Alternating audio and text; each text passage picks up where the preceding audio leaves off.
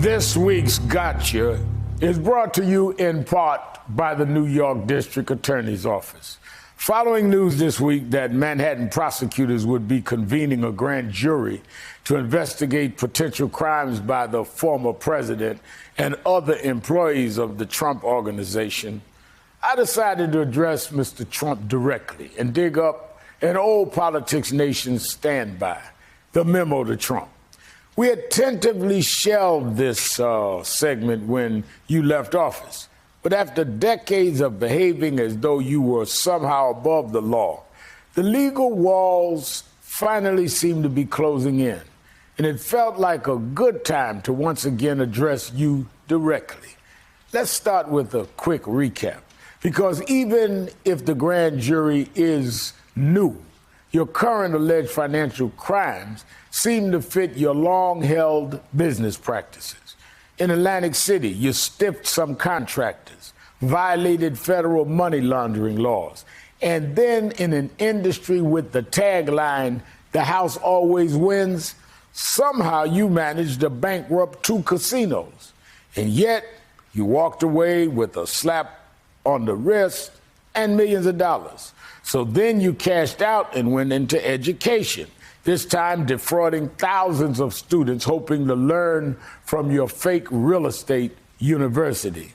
And while you were finally forced to close Trump University, you never faced any real legal peril and just paid a fine and walked away, this time into the White House, where you abused executive privilege and taxpayer money, fighting to hide your personal and corporate financial records for 4 years, 4 full years at that.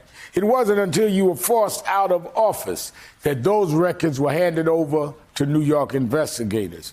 And those investigators didn't waste any time. They brought in forensic accounting experts to sift through decades of records from the Trump Organization, combing through for fiscal wrongdoing. And while the district attorney's office has plenty of legal expertise, they aren't leaving anything to chance, bringing in a formal federal prosecutor with experience in white-collar and organized crime. Given your long history of financial malfeasance, it's no surprise that the New York investigators have found enough evidence to convene a special grand jury. What makes it so special?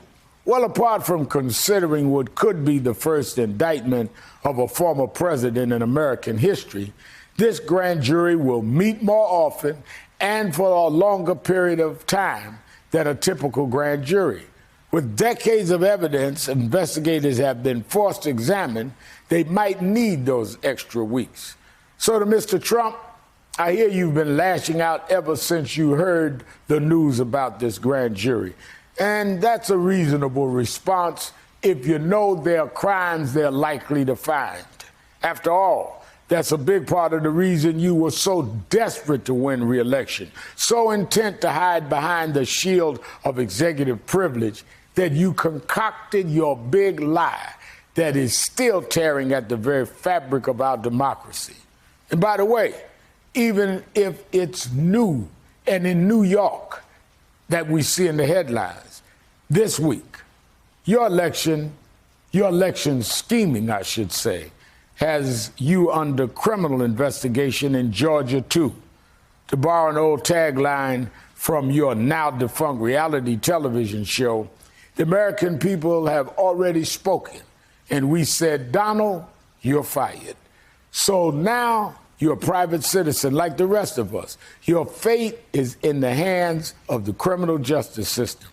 And I have a feeling it's going to say what I say. I got you.